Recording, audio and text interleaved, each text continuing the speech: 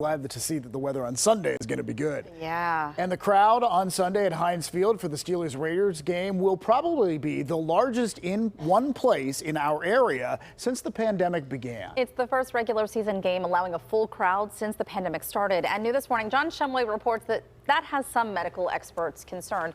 And we know getting back into these crowds, there is some hesitation and some people are asking some questions. Yeah, especially in the confines where you're elbow to elbow with everybody in the stadium. Right. The doctors are so concerned. One doctor said to me, and he did not say this sarcastically, at least we have the hospital bed availability right now locally to handle any surge that may come. While it's true that the folks in the seats are outdoors, which significantly reduces transmission probability under normal circumstances, these are not normal circumstances. As we saw in Buffalo and expect to see Sunday at Heinz Field, the fans are packed in like sardines, and this is no golf tournament crowd.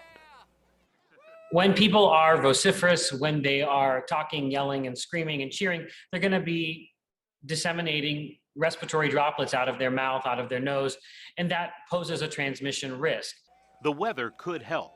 The more windy it is, the more blustery it is, the more ventilation you're likely going to see, and some of those respiratory particles will get whisked away faster. Johns Hopkins infectious disease expert Dr. Ramesh Adalja says the higher risk scenario is increased by the no mask and no vaccine requirements in the stands. There's always going to be some level of transmission when you have people in a high-risk environment and you don't have everybody vaccinated there. CBS News medical expert Dr. David Agus agrees.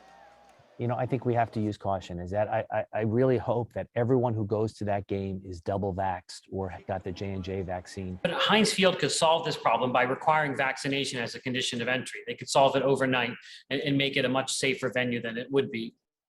Now, to that point, on Tuesday after the Steelers-Bills game in Buffalo on Sunday, due to the lax mask wearing at the game, the Bills announced they are going to require fans to be vaccinated in the future.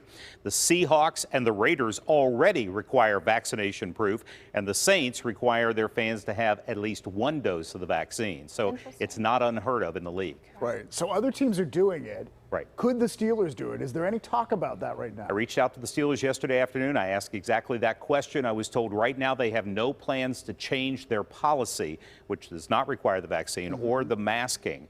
But, you know, going forward, we'll have to see what happens in the stands. Okay. All right. Thanks, John. We appreciate it.